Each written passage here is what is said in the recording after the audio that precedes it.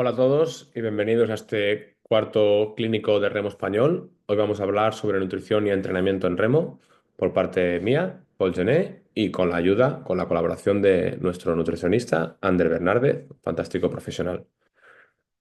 Para ponernos un poco en contexto, vamos a repasar los tres pilares del rendimiento, como hemos visto en los otros clínicos. En el primer clínico sobre técnica, que hablamos a principios de enero, vimos esta imagen que nos muestra la importancia de los aspectos técnicos, físicos y mentales. En el segundo clínico hablamos sobre aspectos físicos enfocado al entrenamiento con Sebas. Y en el tercer clínico, de hace apenas 10 días, hablamos con Malena sobre el bienestar y el entrenamiento mental. Hoy vamos a centrarnos un poco en el aspecto físico porque nosotros englobamos la nutrición y muchos más aspectos en esta columna, en esta principal variable.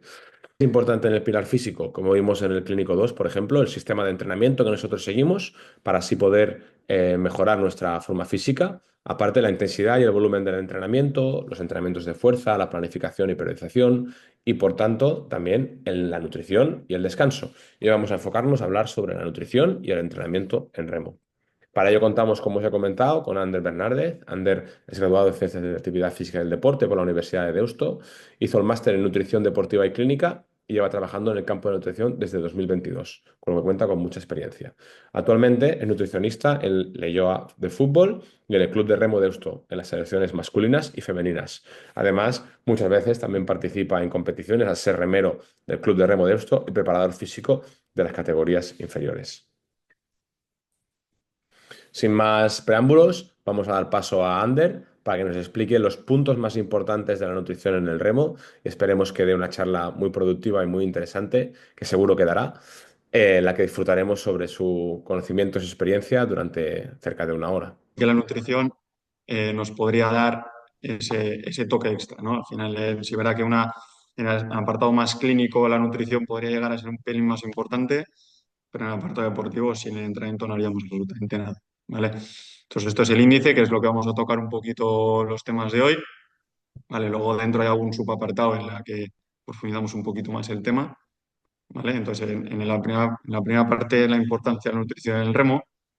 ¿Vale? Entonces, bueno, ya sabemos que al final nosotros necesitamos energía, necesitamos un combustible para poder remar, sobre todo en el remo pasamos muchísimo tiempo en el ergómetro, en esa zona aeróbica baja, ¿vale? Como ya comentaron en el Clínico 2, ¿vale? Con ese entrenamiento polarizado en el que son muchos kilómetros en zona 2 y por lo tanto nuestro cuerpo necesita ese combustible para poder seguir generando energía.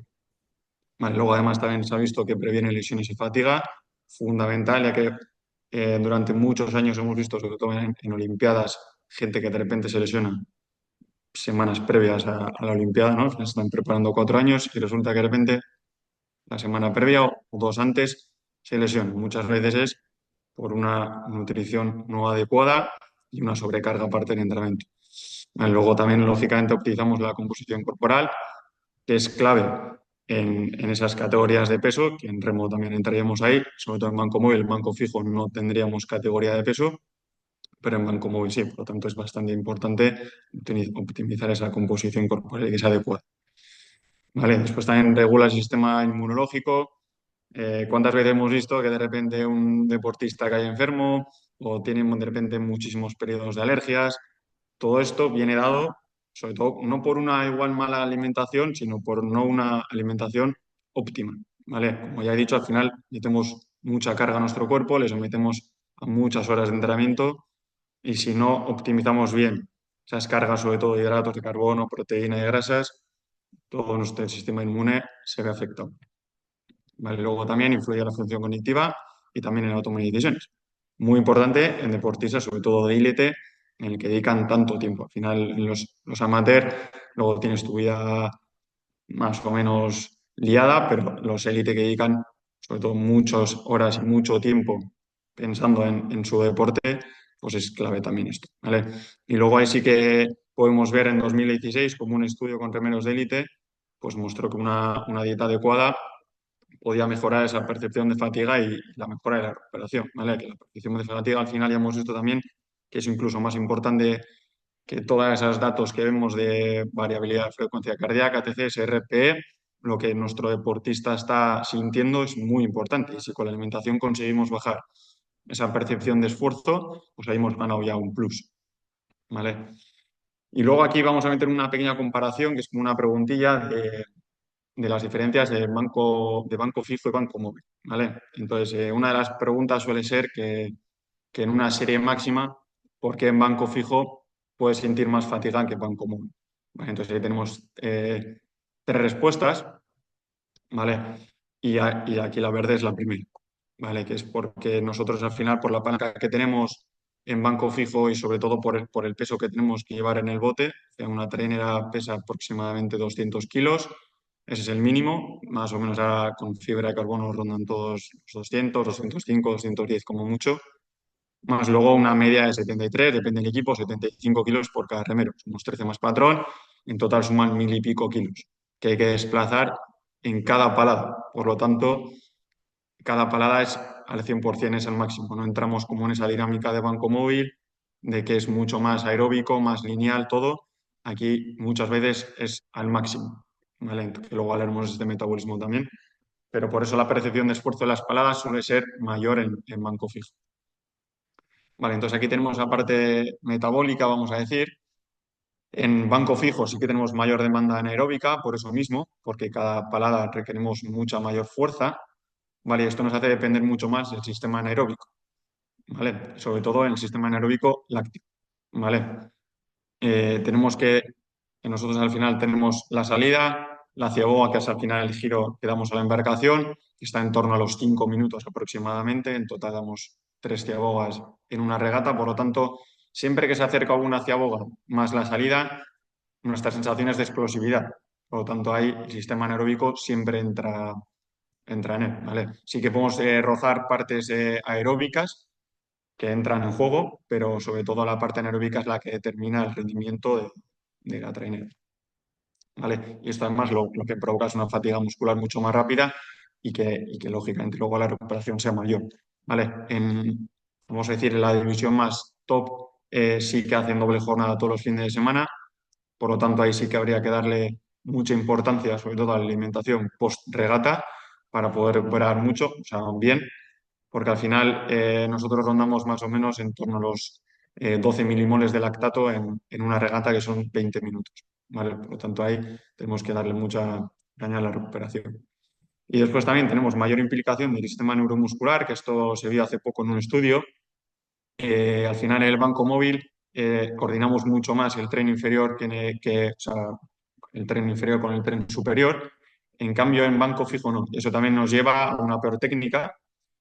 También en banco móvil la entrada de la pala está regulada, al final en banco fijo no, sobre todo luego también tenemos la condición de la mar, por lo tanto nuestro sistema neuromuscular está mucho más en juego debido a que hay que coordinar mucho más tren superior y tren inferior, más luego la puesta en el agua de la pala, ¿vale? Esto lógicamente nos lleva a la activación neuromuscular más activada y luego también se ha visto que se reclutan más fibras musculares tipo 2, que son las rápidas. ¿Vale? Lógicamente esto viene dado también por lo que hemos comentado antes de cada palada. No todas, pero muchas de ellas son fuerza explosiva y al final eso lo que nos hace es que tengamos que consumir mucho más fibras musculares tipo 2. ¿Vale? Luego, en cuanto al metabolismo energético, ¿vale? Sí que, como he dicho antes, el sistema aeróbico entra en juego, ¿vale? En cambio, en banco móvil es prácticamente el 70 al 80% del sistema aeróbico, ¿vale? Sí que puede haber una parte de glucosis anaeróbica, pero luego también tenemos, y no hay que olvidar, el sistema de fosfocreatina, ¿vale? Sobre todo en la salida y en la llegada a meta, esas últimas 5 o 10 paradas en que el cuerpo va al máximo, entra otra vez en juego el sistema de la fosfocreatina, ¿vale? Por lo tanto, muy importante cargar aquí, por ejemplo, la creatina, ¿no? Que al principio es que se veía que en ejercicios de muy corta duración era efectivo, ahora se está empezando a ver, lo han llevado al otro extremo, al Tour de Francia, y también se está viendo que tiene beneficios en esos sprints, en ese final en meta, en el que el cuerpo entra en juego este sistema y aún así nos da ese plus, ¿vale? Por lo tanto, también aquí sería importante en el remo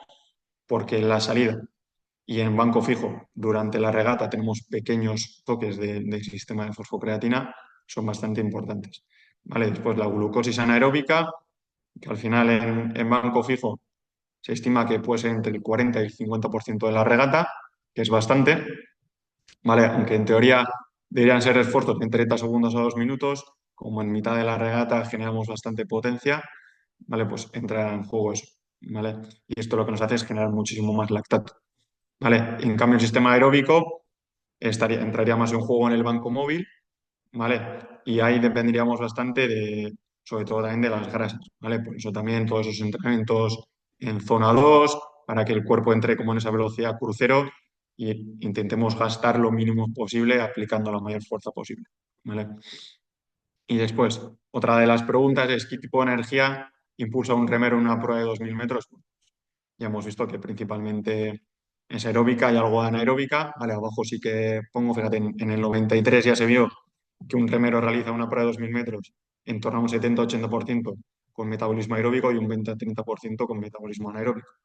Vale, ya como ya he mencionado también antes, en el remo de banco fijo es diferente, sobre todo también por la técnica, al final requiere mucho más impulso, ¿vale? Mucho más peso que mover y el metabolismo anaeróbico entra más en juego, ¿vale? Aún así, no quiere decir que en banco fijo no entremos el sistema anaeróbico, o sea, aeróbico, perdón, sino todo lo contrario, ¿vale? Nosotros trabajamos muchísimo en esa zona 2, ¿vale? Muy importante para intentar que eso sea durante la mayor parte de la regata, ¿vale? Cuanto más tiempo estemos en el sistema aeróbico, menos consumo vamos a tener, menos lactato vamos a tener y por lo tanto el desgaste va a ser menor para poder llegar al final de la regata bien.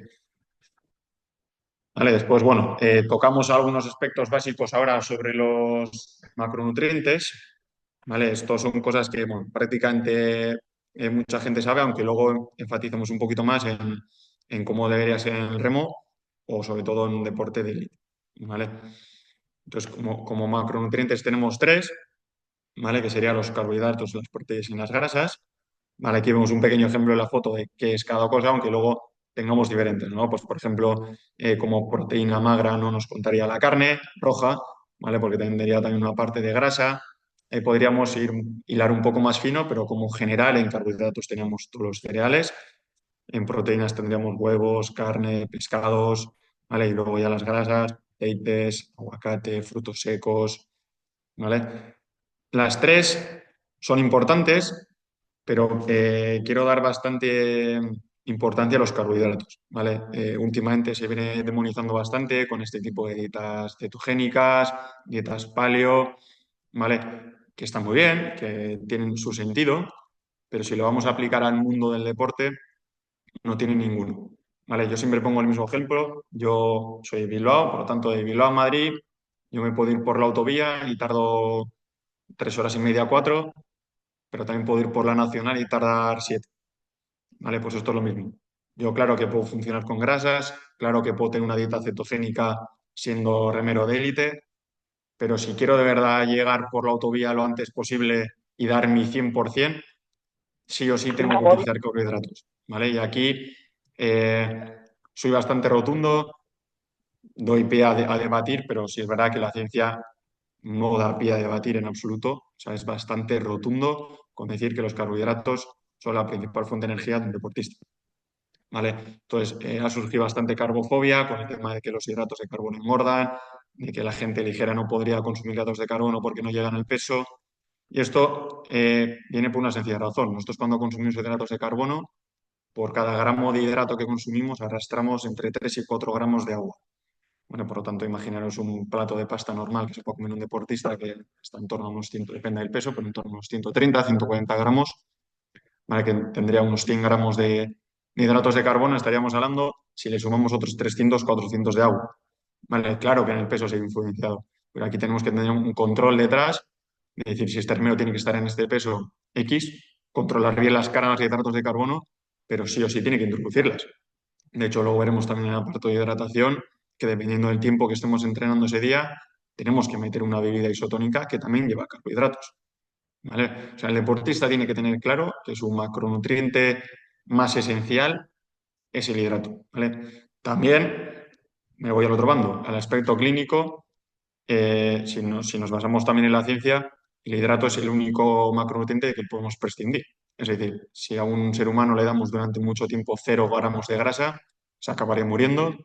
Si le damos 0 gramos de proteínas, se acabaría muriendo. En cambio, si le damos 0 gramos de hidratos de carbono, ya hemos visto con la dieta cetogénica que el cuerpo se adapta.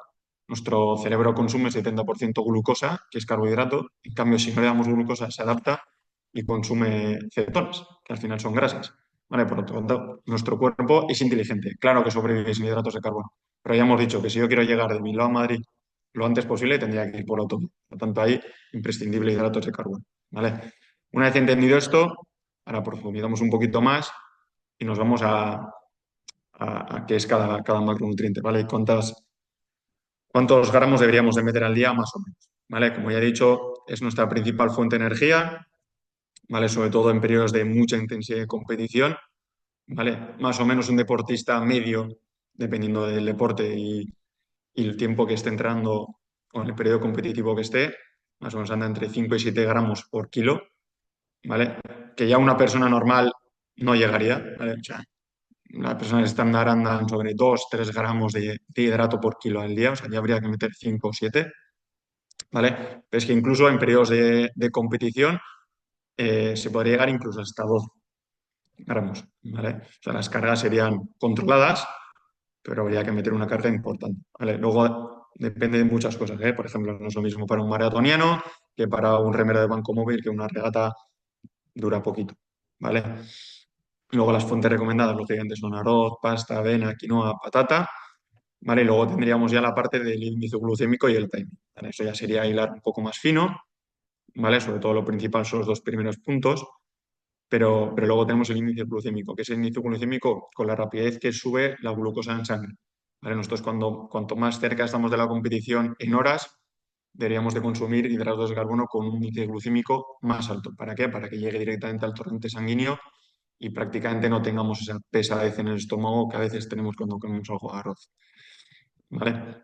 Entonces luego aquí también entra la parte del almidón resistente, que está bastante de moda ahora, de, bueno, si consumes arroz, cocínalo, mételo en la nevera 24 horas y te lo consumes al día siguiente. La explicación científica de esto es que el almidón nosotros no lo podemos, cuando no lo podemos digerir, ¿vale? Entonces cuando tú cocinas el almidón y lo consumes caliente, ese almidón, digamos, que rompe las barreras y entraría dentro de tu cuerpo, ¿vale? O sea, tú sí lo digieres. Por eso cuando consumes ese alimento caliente también tiene más calorías, porque el almidón, digamos, que rompe, sale fuera y tú lo consumes. Cuando nosotros enfriamos ese almidón, se convertiría en almidón resistente, ¿vale? Y entonces nos hace una función como prebiótica en el estómago, ¿vale? Por eso para gente clínica o gente que no esté en periodo competitivo, que no tenga entrenamientos cercanos, sí que recomendamos que cocinen la patata o el arroz, por ejemplo, y lo metan en el frigorífico para consumir en 24 horas. ¿Vale? Y luego aquí otra pregunta se suele decir, ¿no? ¿Y qué pasa si lo meto al microondas o qué pasa si lo vuelvo a cocinar? Bueno, si lo cocinamos a una temperatura de más o menos 140 grados, que es lo que suele ser el microondas, o lo podemos calentar rápido en, por ejemplo, una air fryer a baja temperatura, el almidón seguiría siendo el mismo, seguiría siendo almidón resistente, ¿vale? Por lo tanto, no entraría dentro de nuestro estómago, sino que directamente nos hace la función probiótica, ¿vale? ¿Qué pasa con esto? Que nosotros necesitamos el índice glucémico mucho más alto en deportistas. Por lo tanto, a nosotros nos interesa consumirlo caliente, ¿vale? Para un deportista, sí o sí. Entonces por eso te digo que al final, de lo clínico a lo deportivo siempre hay un mundo, es muy diferente. Luego también, de hecho, vamos a ver las recomendaciones que se hace para un deportista antes de una competición, porque a nadie se le ocurriría dar zumo de naranja con mermelada para desayunar a una persona que se va a la oficina a trabajar, pues para un deportista es impensable que no lo hagan. ¿Vale? Por eso digo que todo cambia.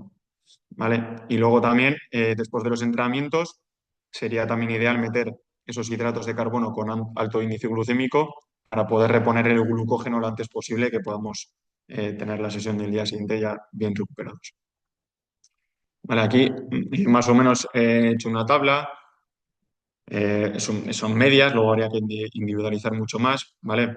Pero si la intensidad es baja, ¿vale? Un entrenamiento en esa zona 2, incluso zona 1, ¿vale? Tendremos que tener una dieta baja o moderada, que esto es dieta baja o moderada en hidratos de carbono para una persona deportista, ¿vale? Para una persona del día a día que no haga deporte y tal y cual, se podría bajar mucho más los hidratos, ¿vale? Pero una persona deportista sería en torno a unos 3-5 gramos por kilo al día. Después, si aumentamos esa carga, estaremos ya en torno a un 70-80% de VO2 max y más o menos una hora al día. Estaremos hablando de entre 5 y 7 gramos por kilo, que es lo que hemos mencionado antes, que sería un poquito la media. Y luego ya en ejercicios de que la intensidad sea más alta o que el tiempo sea más alto, que estamos hablando cerca de las 3 horas al día, que más o menos es lo que están haciendo los remeros de élite en los centros, ¿vale? Ya estaríamos hablando de 7 y 10 gramos de hidrato al día, ¿vale? Por kilo, que es bastante. O sea, prácticamente en todas las comidas debería haber hidratos y con eso no llegaríamos, sino que durante el entrenamiento deberíamos seguir consumiendo hidratos de carbono, ¿vale? Y después en la fase de competición, donde las horas suben, donde deberíamos hacer cargas de glucógeno, tendríamos ya en torno a 9-12, dependiendo del deporte y la persona, de gramos por kilo en el día, ¿vale? Luego pasamos a las proteínas. Yo las proteínas siempre las explico como la chapa de un coche. Tú al final, si vas conduciendo y no tienes chapa en el coche y te pegas un golpe, te matas. Entonces, si no quieres matarte, ya puedes tener una chapa buena, ¿no? Los típicos vídeos del Audi o con otras marcas que uno se abolla un poquito y el otro destroza, pues esto es lo mismo. Si no recuperamos bien con proteína, nuestra chapa en cualquier golpe se va a ver afectado el doble. ¿Vale? Por lo tanto, si no queremos caer lesionados, si no queremos caer enfermos, importante meter la dosis de proteína. Vale, si nos vamos a las recomendaciones oficiales de la OMS y todas estas cosas, ¿no? Con 0,8 gramos de proteína nos vale, pero si somos deportistas, estamos en pérdida de grasa, deberíamos de meter mínimo entre 1,6 y 2,2 gramos por kilo, ¿vale?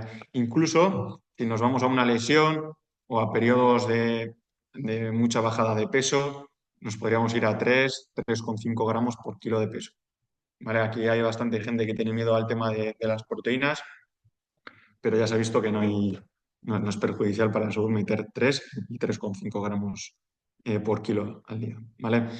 Entonces, proteínas súper importante y luego también el timing de las proteínas, ¿vale? Como pongo ahí, lo ideal sería meter cada 3-4 horas dosis de entre 20 y 30 gramos, ¿vale? Para poder aumentar la síntesis proteica, poder recuperar bien y poder seguir, que el cuerpo pueda seguir entrando sin problema, ¿vale?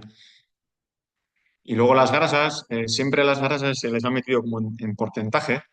Y entonces yo ahí he puesto el porcentaje por si acaso, pero más o menos andan entre 0,8 y 1 gramo por kilo al día. Aquí hay que diferenciar también con mujeres, ¿vale? Muy importante las grasas en las mujeres, porque al final todo su sistema hormonal funciona con ello, ¿vale?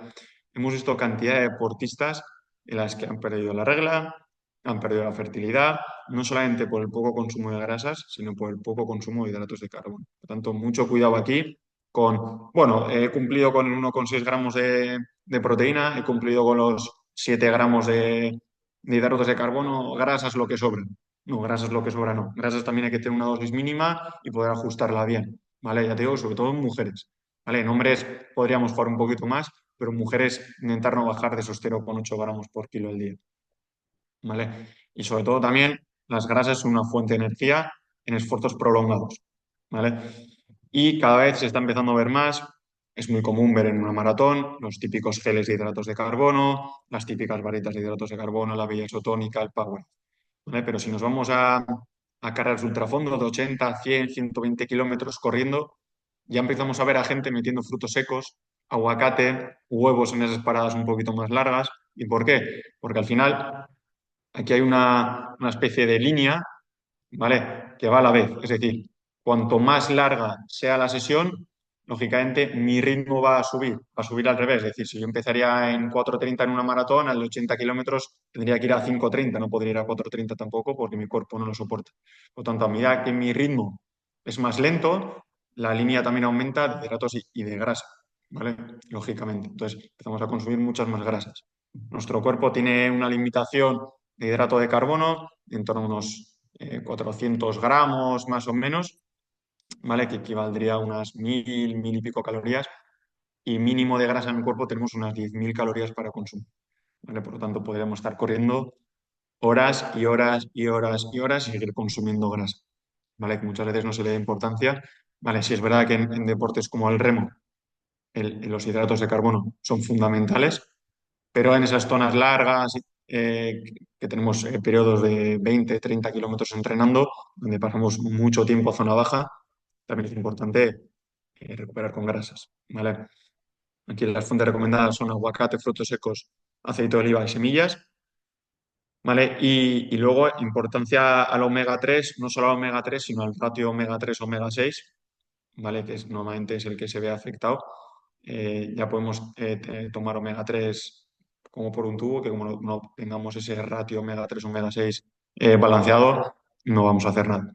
Vale, normalmente yo suelo suplementar bastante con omega 3. No soy muy pro de la suplementación, pero es una de las cosas que tenemos que meter porque al final ya se ha visto que ayuda muchísimo a la recuperación y a la inflamación. Al final el omega 3 es un antiinflamatorio, por lo tanto cuando nosotros entrenamos lo que hacemos es inflamar el cuerpo se inflama por dentro.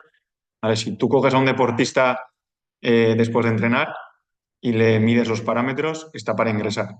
¿Vale? La frecuencia cardíaca elevada, eh, está inflamado por dentro, está pretendiendo, el cuerpo está roto. O sea, si tú le coges a una persona que le está dando algo y a un deportista después de entrenar, se van a parecer en bastante. ¿Vale? Por lo tanto, tenemos que entender eso como el cuerpo entra en un sistema de emergencia y tenemos que recuperarle. ¿Vale? Al igual que en un hospital te dan medicación cuando estás mal, aquí tenemos que intentar meter todo lo máximo posible para que el cuerpo recupere lo antes posible y entre otra vez en ese balance. ¿Vale? Después, el tema de la gestión del peso, ¿vale? Esto es un tema bastante complicado, sobre todo en el tema del remo. En el banco móvil, Paul nos podrá comentar un poquito más, pero en el tema del banco fijo ha sido un problema gordo. De hecho, es una de las cosas que estamos intentando atajar en los clubs y sobre todo con el tema femenino, ¿vale? Entonces, yo aquí más o menos he preparado una gestión del peso, de cómo debería ser o cómo sería lo ideal en una competición, ¿vale? Nosotros partimos de un peso base en el que hemos empezado la pretemporada y la preparación general, que suele ser más o menos en torno a esas Z1, Z2, ¿vale? Si ir bajando poco a poco, simplemente controlando bien las cantidades de la comida y ya está, sin volvernos locos, incluso sin poder pesar, ¿vale? Al final, solamente por la carga de entrenamiento, el cuerpo va a ir bajando poco a poco. Vale, después, entre esa preparación específica y la precompetición, donde es clave el rendimiento a esas intensidades más altas, necesitamos peso para mover y tener energía. Por lo tanto, ahí lo ideal sería subir un poquito de peso, ¿vale? Y después sí que, justo más o menos a mitad de la precompetición, hasta el periodo competitivo, deberíamos de ya entrar en esa fase de peso ideal, ¿vale? Muchas veces aquí lo que pasa, sobre todo el banco fijo, es que durante la temporada se intenta bajar de peso. No he llegado, no he llegado, no he llegado. Nosotros más o menos empezamos a finales de junio la temporada y se ven remeros a principios de julio con chubasquero, térmicas, corriendo a 30 grados, intentando bajar de peso. Esto no solo es perjudicial para la salud, como es lógico, sino que en el rendimiento es bajar 3 escalones de golpe. O sea, toda esa parte que hemos entrenado es prácticamente como si le restaríamos semanas de entrenamiento. Al final el cuerpo no crea adaptaciones porque lo que está es intentando sobrevivir a esa bajada de peso. ¿Vale? Por lo tanto, lo ideal sería llegar a una zona en la que luego nuestro preparador físico o nutricionista controle que durante la temporada podemos subir un poco para poder llegar bien con fuerzas. ¿Vale? Y luego en esa recuperación volver a nuestro peso inicial, un peso óptimo. ¿Vale? También otra de las cosas que se suele ver es bajo tanto, tanto, tanto de peso que llega al final de temporada y como he estado tan agobiado, subo un mogollón de peso y al final es una rueda. Luego tengo que volver a bajar, me vuelvo a agobiar, sigo llegando tarde, ¿vale? Entonces, muy importante que esa recuperación subamos de peso, pero que sea controlado, que esté controlado tanto por el preparador, el entrenador y el nutricionista, ¿vale? Que sepas, tienes que llegar a esto. Sí que más o menos se suele recomendar subir en torno a unos 4 o 5 kilos, ¿vale? Y luego de ahí poco a poco ir bajando. Pero más no, porque aquí es que se ven barbaridades de 10 15 20 kilos y luego hay que bajarlos, ¿vale?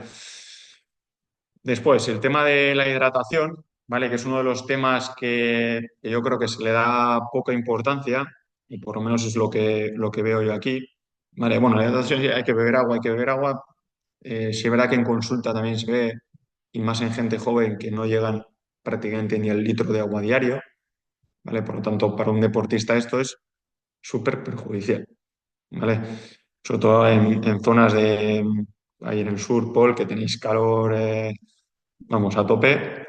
La hidratación, no solo con agua, es súper importante. Ahora vamos a ver qué tipo de hidratación tenemos que seguir según el tipo de entrenamiento que debemos de tener, ¿vale? Una de las cosas que se ha visto es que perder un 2% del peso en líquido, ¿vale? Reduce el rendimiento un 15%, ¿vale? Es bastante, ¿vale? Entonces, una pequeña deshidratación que tengamos ese día por una ola de calor, por cualquier historia que hayamos bebido, sobre todo el día anterior, nos va a acarrear consecuencias en la regata, seguro.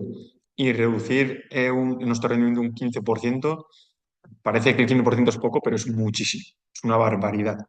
¿Vale? Estamos hablando ya no solo de ganar o perder, ese segundo de éxito o de no éxito, estamos hablando de quedar primero o quedar último. Son 15%, es mucho, ¿vale? Por lo tanto, a la hidratación también hay que darle esa importancia. Vale, aquí más o menos hacen unas recomendaciones generales, que son que más o menos el deportista beba un medio litro de agua unas 2 horas antes de hacer deporte. Si va a haber una sudoración intensa, tanto por las horas de entrenamiento como por el clima que hay afuera, se debería de suplementar con sodio, ¿vale? Aquí se puede hacer distintas cosas, que son o suplementar con pastillas de sodio o simplemente meterle sal al agua. O sea, no hay que tampoco, no, es que Ander no me apetece meterle pastilla y tal. Tan sencillo como calcular cuánto sodio tiene un gramo de sal y meterlo en un litro de agua, un litro y medio, ¿vale? Y luego, lo ideal también sería hacer un test de sudoración y más o menos introducir 1,5 litros por cada kilo perdido, ¿vale? Durante ese esfuerzo.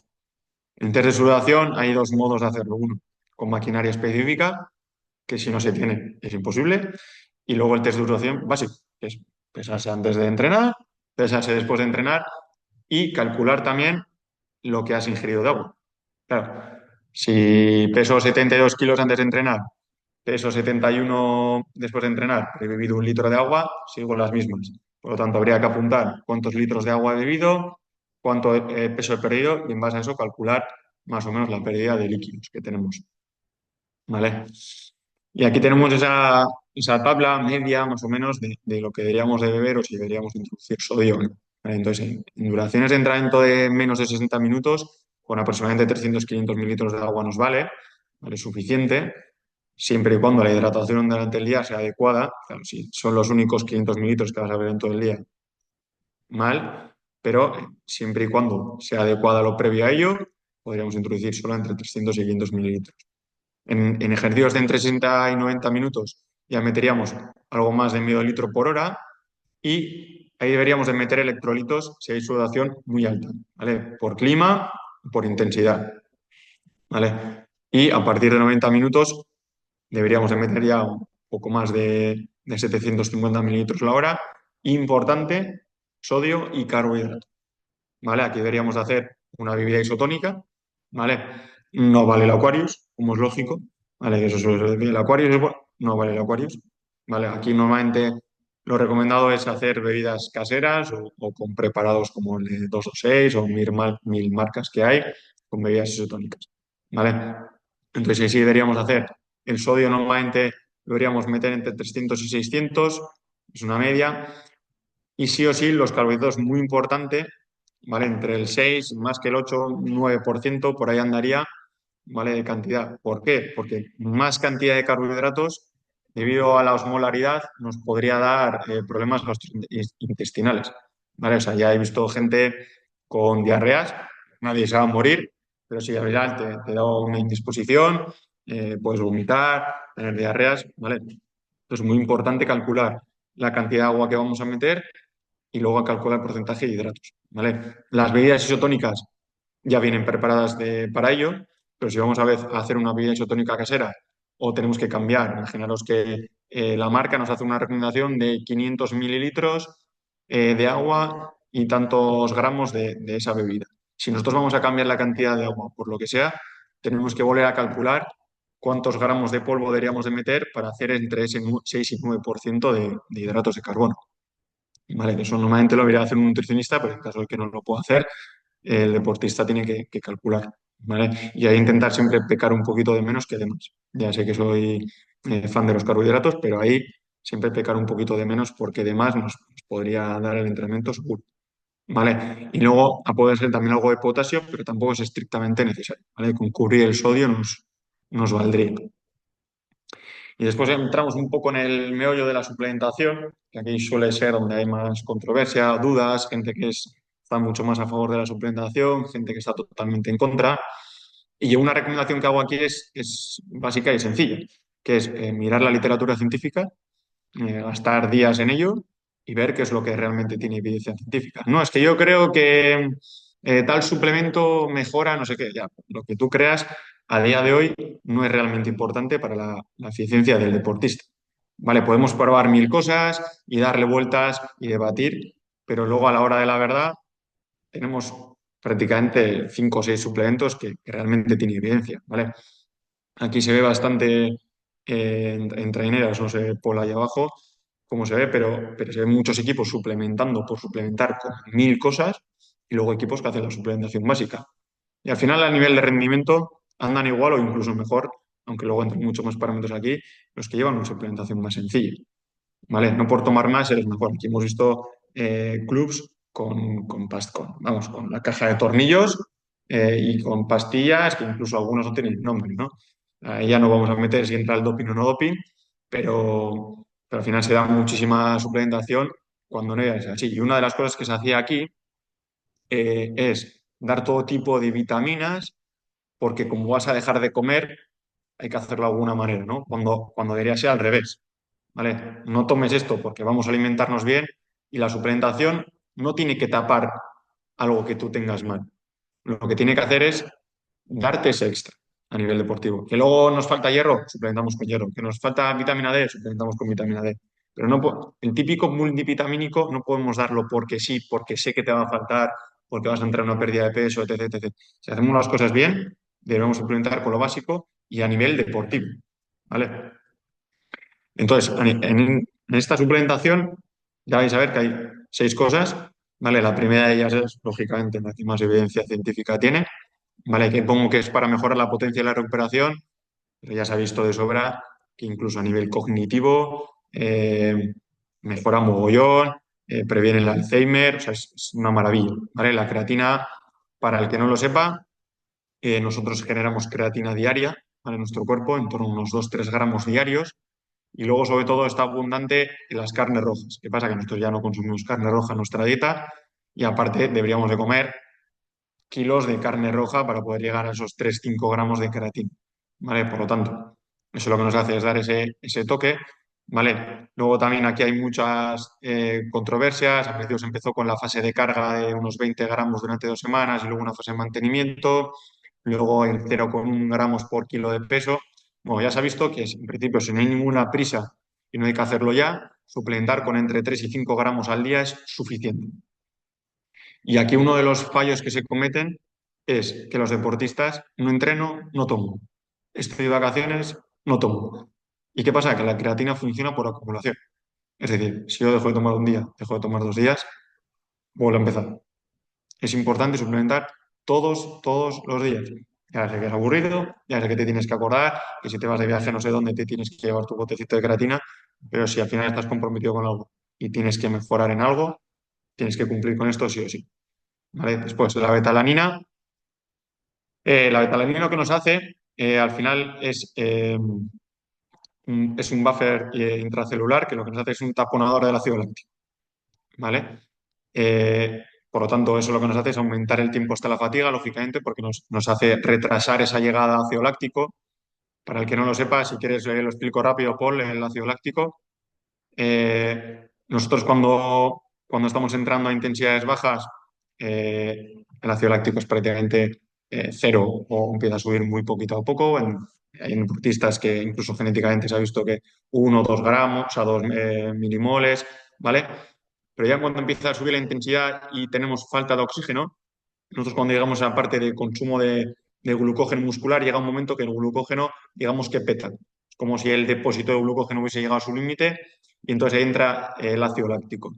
¿vale? ¿Qué pasa con ese ácido láctico que luego se convierte en lactato por la falta de oxígeno y demás? Eh, Nos hace generar unos iones de hidrógeno, que son lo que nos baja el pH del músculo, ¿vale? Entonces, esa falta de pH en el músculo nos genera acidez. Por eso un deportista cuando hace un test normalmente y llega a su máximo, nos dice, no tengo más, estoy vacío y encima me arde el músculo. Y eso es por eso, es porque al final baja el pH del músculo debido a esos iones y debido a esa subida de lactato, y lo que nos hace es arder y digamos que las contracciones musculares son peores porque trabajan con pH. ¿Vale? Si nuestro pH baja, la contracción muscular es prácticamente nula. Por eso esa sensación de vacío, de encoger los brazos porque ya no puedo más, ¿vale? Entonces lo que nos hace la beta-alanina es retrasar esa llegada. Siempre va a llegar, que aquí hay gente que, bueno, me tomo betalanina, no genero ácido láctico, no, eso es algo natural en tu cuerpo que incluso necesitas. El lactato no deja de ser además otro sistema energético, ¿vale? Solo que nosotros lo limpiamos. Cada vez que generamos lactato, el cuerpo lo limpia para generar energía. Cuando ya no hay oxígeno y nuestro cuerpo llega al límite, esa acumulación de lactato es la que nos lleva a todo esto. ¿Vale? Por lo tanto, retrasar todo lo que podamos esa llegada de lactato, mejor. ¿Vale? ¿Y aquí cuánto habría que tomar? Pues bueno, la evidencia aquí lo pone más claro, que es 3,2 gramos durante 8 semanas. ¿Vale? Y luego más o menos la pérdida entre 2 y 3 semanas. Es decir, si yo dejo de tomar un 15 de julio la betalanina, más o menos me llegaría para finales o la primera semana de agosto. ¿Vale? Después tendría que volver a hacer otra pequeña carga. ¿Vale? Por eso ahí en el nutricionista o el preparador debería hacer una carga óptima, sobre todo para cuando llega a su punto máximo de entrenamiento, ¿vale? Es decir, si yo tengo mi pico de forma planificado en tal punto, calcular bien la betalanina para que me llegue en ese punto, ¿vale? Si calculo mal y mi temporada empieza en junio y he empezado a dar en marzo y termino en abril, no tiene ningún sentido, ¿vale? Eso no dura eternamente la betalanina.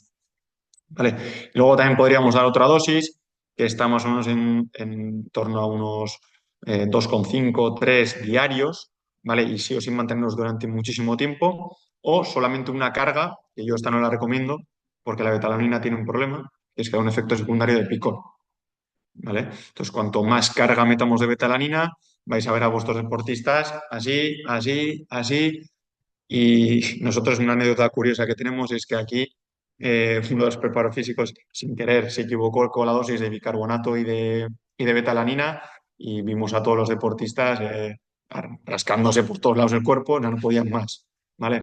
Pues por eso la recomendación siempre es hacer esa carga de más o menos 3 gramos de betalanina, que es una dosis bajita, ¿vale? Que además tenemos en versión polvo o en versión pastilla, ¿vale? Y así luego poder hacer justo el retoque final con las 2 semanas que más o menos nos dure, ¿vale? Después la cafeína, que todos la conocemos, ¿vale? Y yo aquí sí que voy a apuntar una cosa, que es que normalmente lo típico es, bueno, me tomo mi café por la mañana, luego me tomo el café con el equipo al mediodía y luego ya compito y me tomo la cafeína. Ya claro, es que tu preparador físico o tu entrenador o tu nutricionista no ha calculado que tú te has tomado 2 cafés antes, no sabe cuánta cafeína llevan esos cafés, porque depende del café que sea, lleva una cafeína o lleva otra. Por lo tanto, la recomendación siempre en el día de competición es no tomar nada de cafeína, salvo la pastilla que te dé de suplementación, para así saber exactamente los miligramos que estamos tomando. ¿Vale? Entonces, más o menos la recomendación anda entre 3 a 6 miligramos. Aquí mucho cuidado con a quién se lo damos. En gente con muy poquito peso, 6 miligramos suele pegar bastante fuerte y la gente anda con tiritonas después. ¿Vale? Por lo tanto, siempre prueba los entrenamientos, la dosis mínima e ir subiéndolo. ¿Vale? Después tenemos el omega 3, ¿vale? Que bueno, podría ser suplemento, pero también podría ser no ser suplemento, ¿eh? Porque al final es algo natural, ¿vale? Solo que lo acumulamos en pastillas y ya está. Esto al final lo que tiene es propiedades antiinflamatorias, como hemos visto antes, y nos mejora la recuperación muscular, ¿vale? ¿Es obligatorio suplementar con omega 3? Obligatorio no es, pero es muy difícil llegar a las dosis de omega 3 con la dieta que tenemos actual, ¿vale? Entonces, si no es fácil, ¿cuánta gente consume una cantidad abundante de frutos secos? ¿Cuánta gente se puede permitir? Ya no puede. ¿Cuánta gente se puede permitir a nivel económico consumir salmón? Salmón incluso salvaje, porque claro, el salmón de piscifactoría no tiene el mismo omega 3 que el salmón salvaje. ¿Cuánta gente se puede permitir consumir atún a la semana? Por lo tanto, como no podemos hacer eso, lo más fácil es suplementar con omega 3. ¿Vale? Más o menos andan entre dos, tres pastillas, porque en una es muy difícil meter esa cantidad, ¿vale? Y luego ahí tenés a las 1000 marcas que controlan de eso, ¿vale? Luego el tema de los nitratos es algo que se ha puesto bastante de moda ahora, ¿vale? Tenemos el típico bote en polvo, que cada vez más marcas están sacando, y si no, seguramente hayáis visto en ciclistas un botecito muy pequeño, que es como un chupito de remolacha, ¿vale? En el que el deportista lo toma más o menos entre 2 o 3 horas antes de la competición, ¿vale? Y esto al final no deja de ser un óxido nítrico que lo que hace es aumentar la oxigenación muscular. ¿Qué pasa? Que si aumentamos la oxigenación muscular, lo que aumenta es nuestro rendimiento, ¿vale? Y nuestro rendimiento también mejora por la contracción muscular, ¿vale? Al final no es una maravilla, no es algo que te vaya a dar si nosotros generamos 450 vatios en un test de ergómetro, no nos va a hacer generar 600, ¿vale? Es una pequeña ayuda que también se ha visto que puede incluso retrasar un pelín la fatiga, ¿vale? Pero sobre todo nos va a ayudar a mejorar la contracción muscular, que nos va a hacer falta sobre todo en esos finales de regata, ¿vale? La dosis anda entre 350 y 600 miligramos. ¿Se puede consumir en remolacha? Se puede consumir, pero te vas a tener que tomar muchísima remolacha. Hace años se empezó a ver la gente tomando batidos de remolacha puros, o sea que están malísimos, saben a tierra, tienes que tomarte casi 1 litro y pico para poder llegar a esa dosis. Entonces ahora muchas marcas, sobre todo creo que Scientific Nutrition es la que ha conseguido hacer ese chupito de remolacha, que prácticamente un trago de 25 mililitros lo llevas, ¿vale? Y después ya por último tenemos el bicarbonato, que es un poco el que más guerra puede dar y es el que hay que explicarlo mejor, ¿vale? El bicarbonato también lo que nos hace es retrasar el estado láctico, ¿vale? Lo que pasa es que el bicarbonato tiene un problema, que es que hay que tomar dosis muy altas para que sea efectivo. Y esas dosis muy altas lo que nos puede causar son problemas intestinales. O sea, gente que vomita y gente que tiene diarrea, pero muy abundante, ¿vale? Entonces, habría que ver primero si es conveniente para nuestro deporte, porque dependiendo del tiempo que estemos, nos sirve. Por ejemplo, en modalidad de remo de banco fijo, en masculino no nos valdría, en femenino sí, porque el tiempo de regata es diferente. ¿Vale? Cambio en banco móvil sí nos valdría por el tiempo, ¿vale? Más o menos anda en torno a máximo unos 10 minutos de, de tiempo de competición, por lo tanto en banco móvil muchas de ellas sí nos vale.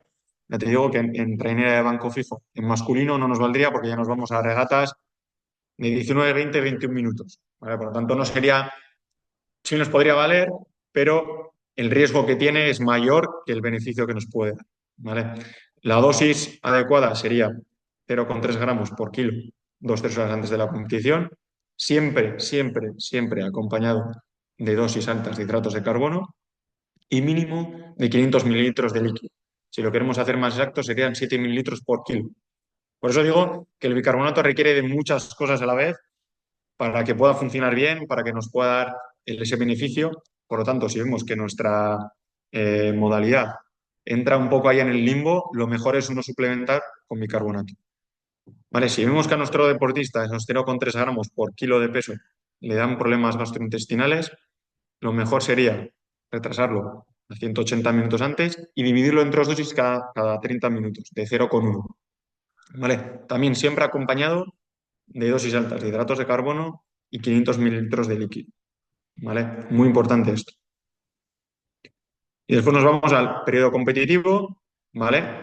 Donde tenemos el precompetición. Aquí viene un poco lo que he explicado antes, lo que yo no recomendaría a ninguna persona en este planeta, pues a un deportista se lo exige, ¿vale? Siempre decimos, ¿no? El pan blanco es veneno, el pan blanco es azúcar, hay que tomar pan integral.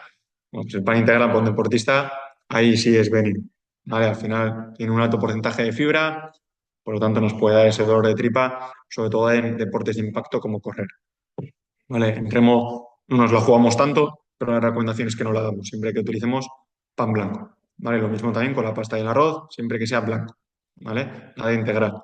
Los cereales de desayuno blancos, ¿vale? Los típicos cornflakes que no tienen absolutamente nada de fibra, esos serían los ideales. En cambio, por ejemplo, la avena sí tiene algo más de contenido en fibra, ¿vale? Dependiendo de las horas que tengamos hasta la regata, podríamos introducir esa avena, pero la recomendación sería que no, ¿vale? Después, productos endulzados lácteos, ¿vale? Yogures azucarados, ¿vale? Ahí vuelvo a lo mismo. Coge el yogur sin azúcar, coge el yogur natural, coge kéfir, coge tal. Bueno, pues un deportista es lo contrario, ¿vale? El típico Danone con extra de azúcar, eso sería lo ideal, ¿vale? Después, lógicamente, arroz, pasta, fideos, ¿vale? Yo sí que recomiendo más la pasta que el arroz por experiencia propia en clientes, pero el arroz también nos valdría, ¿vale? Ahí recordar que no enfriamos el arroz, ¿vale?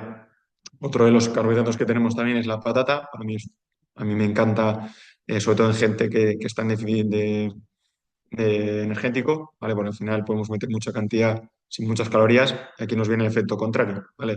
Yo lo que quiero es meter la máxima cantidad de hidratos de carbono con la mínima cantidad de comida posible para que al deportista no le afecte.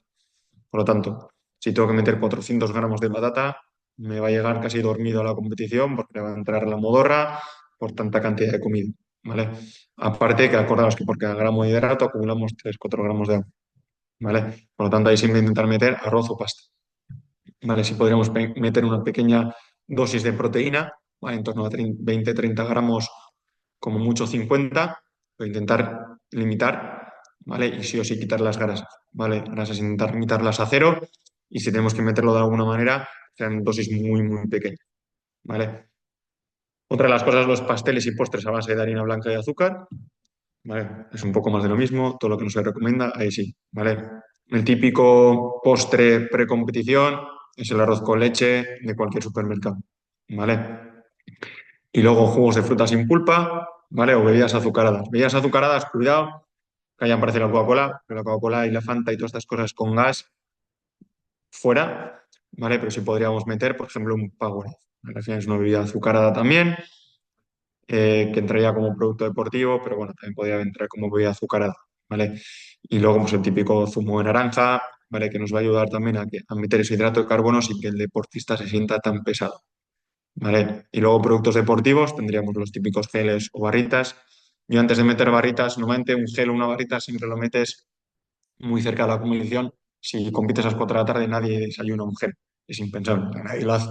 Todo el mundo lo hace 1 hora, 45 o 30 minutos antes de la competición. Por lo tanto, intentar no masticar antes de la competición es algo bastante clave, ¿vale? Siempre intentar meter geles antes que barritas. Si el deportista lo ha probado, le encanta, mentalmente le viene bien masticar algo, se podría dar sin ningún tipo de problema, ¿vale? Siempre mirar, porque aquí hay un fallo común que es, vamos al Decathlon, vamos al Furum Sport, cogemos la barrita y sin querer hemos cogido la de proteínas. Pone barrita energética y no nos hemos dado cuenta y tiene un alto contenido en proteínas y un bajo contenido en hidratos de carbono. Por lo tanto, la hemos liado. ¿Vale? Siempre intentar que sea todo de hidratos de carbono. ¿Vale? Y bueno, los típicos geles de ciclismo nos valdría, ¿vale? También un Powerade. Y aquí también podría entrar la bebida isotónica que hemos hablado antes, ¿vale? Y después, en el precompetición, también intentar, si agregamos verduras que sean cocidas, pero intentar no meterla, ¿vale? Ya sé que lo ideal es introducir verduras, pues es vitaminas y minerales, pero justo ese día de la competición no meterlas, ¿vale? ¿Por qué? También por su alto contenido en fibra, ¿vale? Pues al final lo que nos puede dar es esa pesadez, ¿vale? Si la vamos a consumir, la verdura, que sea sin piel. Uno de las verduras que podemos meter antes de la competición suele ser el tomate, ¿vale? Si lo pelamos mejor, pues el tomate lo podríamos meter casi sin problema, ¿vale? Y luego, como he mencionado antes, se pueden agregar alimentos ricos en proteínas, pero con moderación, ¿vale? Siempre bajar la dosis. Y luego, perdón, aquí abajo a la derecha encontramos una barrita, ¿vale? Donde vemos que dependiendo de la competición podríamos cargar, también aquí al gusto un poco del nutricionista, 24 o 48 horas antes, ¿vale? ¿Cuál es la diferencia? Si cargamos 24 horas antes, no deberíamos de entrenar ese día. Si cargamos 48 horas antes, sí nos podríamos permitir entrenar ese día, ¿vale? Ya se ha visto que más o menos con 24 horas es suficiente, ¿vale? Salvo que ese día tengas un entrenamiento de alta intensidad, que sería raro, ¿vale? Pero en principio con 24 horas valdría. Si nos vamos a ir a un Tour de Francia, a una carrera de ultra trail, ¿vale? Donde vamos a pasar muchas horas corriendo, sí que deberíamos de cargar algo antes, pero para una regata, tanto de banco fijo como de banco móvil, con 24 horas es suficiente. De hecho, yo aquí en el club no llegamos ni a las 24 horas antes, ¿vale? Con las 2 comidas previas nos es prácticamente suficiente. Y después la recuperación, que es otra de las cosas que se nos olvida, ¿vale? Vale, perfecto, cargo para la competición, he quedado segundo, estoy contento y se me olvida recuperar. Y resulta que mañana tengo entrenamiento o tengo otra competición. Entonces aquí el nutricionista hace un poco de bicho malo, ¿no? Y venga, tómate esto, e insiste, insiste, ¿no? Déjame en paz que he ganado y no, es muy importante, según acabe la regata, empezar a consumir ya hidratos de carbono, ¿vale? Yo tenía un entrenador que era un poco pesado con eso, pero lo explicaba muy bien y os lo voy a explicar así, ¿vale? Nosotros cuando terminamos una regata, nuestro cuerpo está intentando recepcionar todo lo posible, ¿vale? Por lo tanto, en cuanto le demos algo de comida, lo va a absorber mucho más rápido que si se lo doy 4 horas después, ¿vale? Y eso hay que entenderlo. Tenemos ahí como una pequeña ventana en el cuerpo de unas 4 o 5 horas aproximadamente en el que el cuerpo capta mucho más la glucosa, mucho más rápido y si la metemos después. Por lo tanto, ya sé que vais a ser pesados, pero tenéis que insistirle al deportista en cuanto termine la competición, empezar a consumir hidratos de carbono, ¿vale?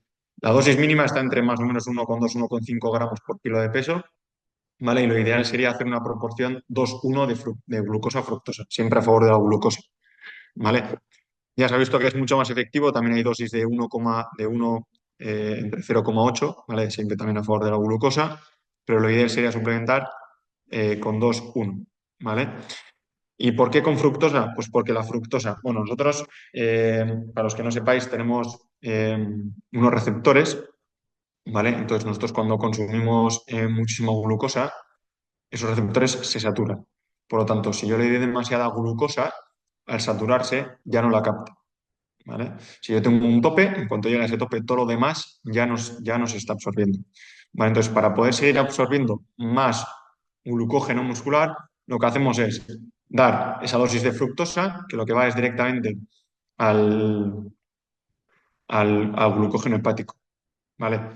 Por lo tanto, esa fructosa se convierte en glucosa automáticamente y metemos como más dosis de glucosa, ¿vale? Es como una pequeña trampa que le hacemos al cuerpo para no saturar los receptores, ¿vale? La fructosa también tiene un tope en su receptor, por eso se juega con ese 2,1 o con 1,08, ¿vale? Entonces, la combinación de glucosa y fructosa es la recuperación más rápida, pero ahora vamos a ver que no es tampoco lo primordial, ¿vale? Entonces, la proporción ideal de hidratos de carbono y proteína es 3:1 a favor de los hidratos de carbono, ya sabemos que son fundamentales, ¿vale? Hay también algunas marcas que tienen 4:1, ¿vale? Estaría también perfecto, pero no, intentamos no meter siempre la misma cantidad de hidrato de carbono que de proteína, ¿vale? Y luego lo ideal sería meter esos pequeños tentempiés que hemos hablado al principio de la charla de entre 3 4 horas, siempre 20 30 gramos de proteína, ¿vale? Y como digo, ahí es clave consumir hidratos de carbono después del ejercicio, ¿vale? Y el último punto, bueno, anteúltimo, perdón, si nos vamos ahí, pone el tipo de carbohidrato es menos relevante que su cantidad, ¿vale? Es lo que he dicho antes. Lo idóneo es hacer 2:1, pero si no podemos, no, como no puedo meter 2:1, no meto hidrato de carbono, no. Lo importante es la cantidad que metamos y el timing del hidrato de carbono. Que luego podemos ir por la autovía de Bilbao a Madrid y hacerlo todo perfecto, y pues perfecto, 2:1 o 1,08, o sea, 1,08, ¿vale? Pero es mucho más importante meter seguido de la competición el hidrato de carbono, ¿vale? Y después, cuando no se puede alcanzar la ingesta óptima de hidrato de carbono por cualquier tipo de razón, primero, porque el deportista se ha saturado ya de comer hidratos de carbono, porque no hemos podido llevar a la regata demasiados hidratos de carbono, ¿vale? Si lo combinamos con dosis de proteína, la recuperación es mayor, ¿vale? Lo que hace la proteína es hacer que la glucosa se absorba mucho más rápido y por lo tanto consigamos esa recuperación mucho antes, ¿vale? Y esto es todo, toda la charla. Ahora creo que Paul va a hacer, si queremos hacer alguna pregunta así, yo estoy para responder todo lo que necesitéis. Vale, ahí tenéis un código QR en el que podéis escanear, pues ir a mi web, pasaros los servicios que doy. Tenéis también ahí mi WhatsApp, mi email, ¿vale? Para cualquier duda que tengáis fuera parte de la charla y que ahora no os atreváis a preguntar, pues que ahí lo tenéis todo apuntado. Así que Paul, te doy paso a ti ahora. Vale, pues en primer lugar, muchas gracias. La verdad que ha sido un repaso buenísimo y maravilloso de la importancia de la nutrición en el deporte del remo y en el deporte en general. Me ha gustado mucho ejemplos que has puesto de casos tuyos y de anécdotas que han sido muy interesantes también. Aparte, he explicado metabolismos, ha explicado un montón de cosas que creo que para mí han sido mucha información y me imagino que para mucha gente ha sido mucha más información quizás de la que a día de hoy sean capaces de sintetizar y de entender, pero bueno, siempre es bueno tener información nueva y luego ya el que quiera, pues la charla la subiremos en YouTube, también estará en la tienda que tengo yo sobre tienda online de Remo Español, la podréis ver gratuitamente, el que quiera repasarla, el que quiera volver a verla o el que quiera apuntar los números, hacer los cálculos para uno mismo, lo que sea, lo puede hacer. Y sí que os pido pues que le sigáis a Ander en redes sociales y le apoyemos en todo lo posible, porque creo que nos ha dado una clase magistral de casi una hora de nutrición, entrenamiento, metabolismo, fisiología, que ha estado muy interesante. El que quiera realizar una pregunta lo puede hacer ahora mediante el chat, también puede levantar la mano, o sea, preguntarlo quitando el silencio, ¿vale? Poniéndose el micrófono, pero si tenéis alguna pregunta, podéis hacerla. De momento, solo dan las gracias.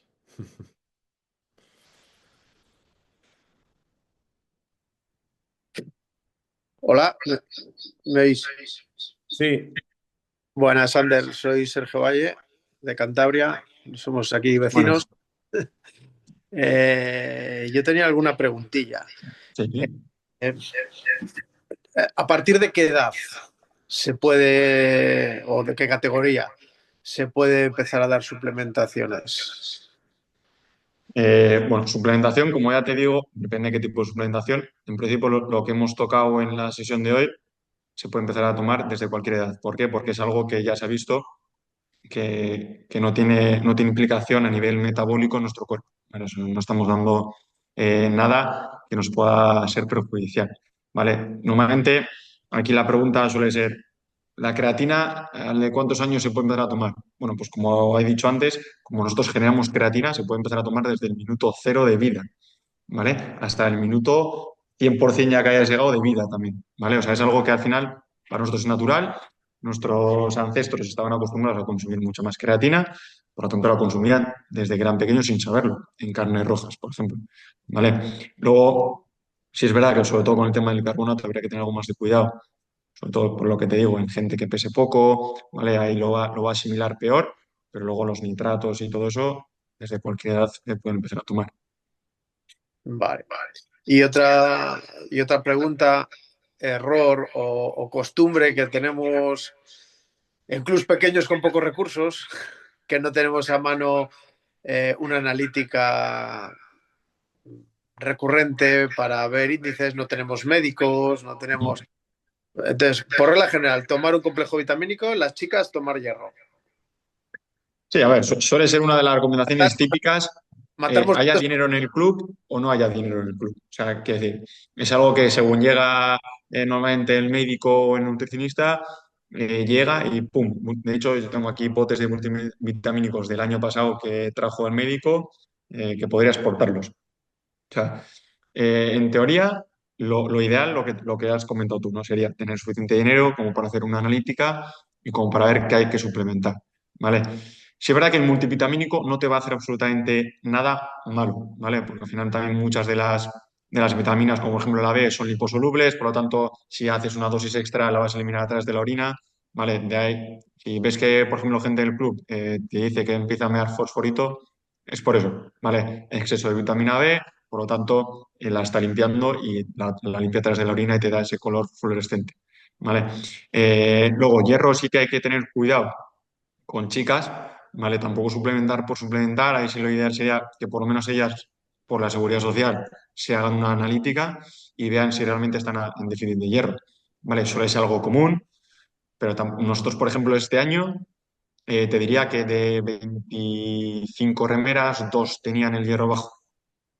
No puedo suplementar a 25 remeras con hierro prácticamente alto o normal con hierro. Primero, porque es una pérdida de dinero para el club. Segundo, porque es innecesario, ¿vale? Cuando encima con una buena alimentación podríamos llegar. Por lo tanto, aquí la recomendación sería multivitamínico si queréis hacerlo, no hay ningún problema. O sea, a nivel salud no te va a exigir nada, lo único que podréis estar tirando el dinero. Y segundo, hierro, intentar que por lo menos ellas se hagan una analítica por seguro privado o por la seguridad social que le van a hacer sin ningún tipo de problema. Y ahí ver por dónde se puede atajar. Bien.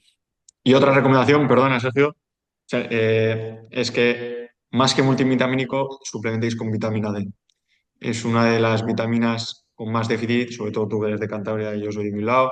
Aquí nos da muy poquito el sol y nosotros, según empezamos la pretemporada, que es en noviembre, empezamos con vitamina D y acabaremos ahora, más o menos en abril, para que te hagas una idea. ¿Vale? Sí o sí, porque ahí, si la gente no está a falta de vitamina D, está al límite. De hecho, lo hemos visto en las analíticas. Nosotros siempre hacemos una en enero, empezamos siempre con dosis de vitamina D, en enero verificamos y aún así todavía había gente que estaba en los límites bajos. ¿Vale? Por lo tanto, si quieres gastar algo de dinero ahí, yo antes gastaría en vitamina D que en el multivitamínico. Vale, de acuerdo. Muchas gracias. Nada de... Yo tengo que comentarte que la gráfica del peso que has mostrado durante la temporada se asemeja bastante a lo que nosotros solemos ver en la mayoría de remeros. Sí que nosotros, al final, el peso es una herramienta para generar fuerza, para generar potencia en el remorgómetro y en el agua. Entonces Ujú. tenemos en la nutrición también nos permite ajustar un poco qué objetivo, digamos, de aumento de peso, reducción de peso tiene cada remero en función de su fuerza, su porcentaje de grasa, por mucho que tú tengas un 6%, si pesas 100 kilos, no te compensa coger más peso, porque al final ese peso tienes que moverlo. Entonces esa gráfica se parece bastante a lo que viene siendo una temporada nuestra. Empezando desde el final de la competición, recuperamos un poco de peso. En los remeros pesados, que no hay un límite de peso tan controlado, suben 3 4 kilos, pero sí que en los remeros ligeros antes subían 10 12 barbaridades, como dices tú, porque el déficit tan grande que sufrían durante la precompetición y la competición hacía un efecto rebote brutal. Y volvían a Claro. empezar la Pero es que temporada. igual es que ese remero no debiera estar en esa categoría de peso, ¿no? O sea, aquí, por ejemplo, hemos pasado por muchos entrenadores por ejemplo, el que tenemos ahora, bueno, si algún día quieres también está bastante especializado en la preparación física en chicas de banco fijo y con él no, prácticamente no nos pesamos. O sea, él lo que busca, claro que el vatio kilo es importante, sobre Ujú. todo en banco móvil, pero en banco fijo ya se está viendo que es importante, pero igual no tanto. Igual el vatio puro es el que más importa al final. Claro, Sí. tenemos que mover muchos kilos. Claro, si tengo un tío de 60 kilos que tiene un vatio kilo de 5, perfecto. Pero claro, como tenga 13 tíos de 60 kilos con un vatio kilo, así, no hago nada. Nosotros estamos utilizando una tabla, o sea, digamos, el vatio kilo lo calculamos, pero ya no calculamos solamente eso. Estamos utilizando una fórmula, que te la pasaré, que si tú pesas menos de un peso objetivo, si tú pesas menos, pongamos, de 90 kilos, en nuestro caso, ¿no? Te premia la potencia que tú generas, te dan beneficio a esa potencia. En el momento en que pesas más, te perjudica. Y cuanto más lejos estés de los 90, más te premia, y cuanto más cerca estés de los 90, más se mantiene en tu potencia, digamos, real. Pero es mucho más preciso que el vatio kilo, porque al final el vatio kilo, Claro, como dices tú, es 5 vatios kilo, muy bien, pero una persona que pesa 70 kilos es mucho más fácil que una persona que pesa 80. Pero luego el vatio absoluto es muy importante también, mucho más importante quizás que el vatio kilo, claro, ¿sabes? claro, sí, sí, sí. Y como Hemos entrado en esa dinámica de vatio kilo, vatio kilo, vatio kilo y nos hemos olvidado realmente y el vatio puro que tenemos de media en el equipo, ¿qué pasa ahí? claro, sí, sí, sí. Nosotros, el que tenemos más fuerte hace 5,45 en 2000 metros, hace 560 vatios en 2000 metros, en 6 minutos, y es matemático. Entonces fue el que me dijo, no, escúchame, vamos a cambiar la fórmula porque esta fórmula no está bien indicada y vamos a buscar la fórmula que funcione. Y a raíz de que él también era el más perjudicado porque, claro, pesaba 100 kilos, pero hacía el ergómetro más bueno. Pero claro, una persona con 70 y poco, con peor tiempo, le ganaba en vatio kilo. Entonces, existe una Tienes que fórmula. buscar esa relación. Claro, esa relación nosotros la estamos empezando a utilizar y nos cuadra que los remeros más buenos en el agua son los que tienen la relación más alta. Tienen Ujú. un tiempo más real con su peso más alto, mejor. Vamos. Eh, Pues sí, sí.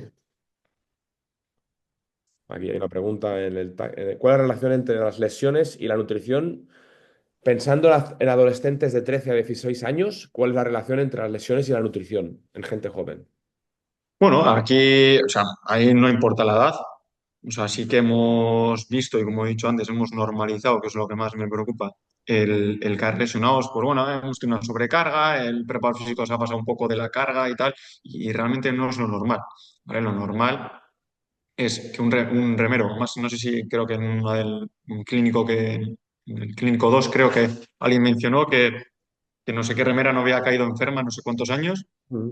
y eso al final, primero, es gracias al entrenamiento y que el preparador controle bien las cargas, pero segundo también es una buena alimentación y que sobre todo también ahí sí que puede haber algo de suplementación para controlar bien si no llegamos, por ejemplo, a vitamina C para el sistema inmune y demás, pero si hacemos todo bien, no normalicemos el caer lesionados, ¿vale? Y una alimentación ahí es fundamental. O sea, te iría apretando un 70-80% el que un deportista no caiga lesionado o enfermo, ¿vale? Tenga la edad que tenga 13, 16 o 35 años.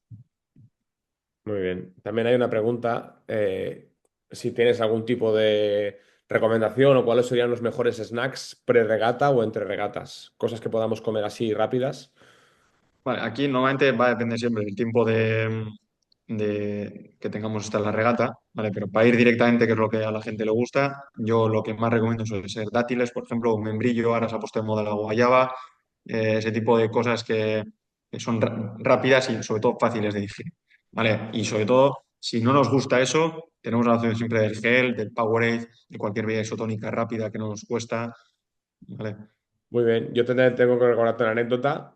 Para mí ha sido súper importante este año en los Juegos Olímpicos. Normalmente vamos a alojamientos, hoteles y sitios así, que ya nos hacen toda la comida. Pero este año, como la Villa Olímpica estaba muy lejos del campo de regatas, fuimos a unos apartamentos que estaban al lado del campo de regatas. Esos apartamentos tenían cocina y nos cocinábamos nosotros. Claro, yo con la fobia, con la costumbre de comprar pan integral, comida de Sí, este tipo. Claro, hacíamos el desayuno juntos, el doble, que quedó quinto yo, pues yo hacía el desayuno y comíamos todos en mi apartamento.